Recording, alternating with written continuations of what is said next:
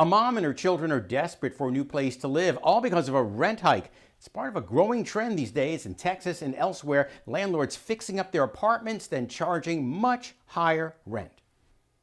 Stephanie Blanchard could soon have no place to live. This mom with 3 children is desperate after her landlord decided to raise her low-income apartment rent to market rate, which would mean a $600 rent hike she can't possibly afford. I can't. I'm gonna be honest, I just can't. She says every other 2-bedroom apartment near her is renting for $1,300 or more. $1,650. Could you afford that? I cannot afford that.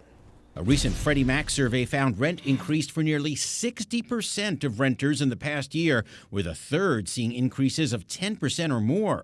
But fighting a rent hike can be impossible. That's because rent is rarely negotiable. Plus, most communities don't have a law limiting the size of rent hikes. When that lease is over, then the landlord only has to give 30 days notice before increasing the rent. Attorney Nick DiNardo of Legal Aid says while some cities have rent control, prohibiting rent hikes of over 5 or 10%, most communities do not. The only thing the tenant can do at that point is negotiate. Legal Aid suggests that you explain why you can't afford the rent hike, offer to do some work around the complex to keep your rent down, finally ask for a few extra months to find a new place. Stephanie just wants something affordable. I am pretty much homeless.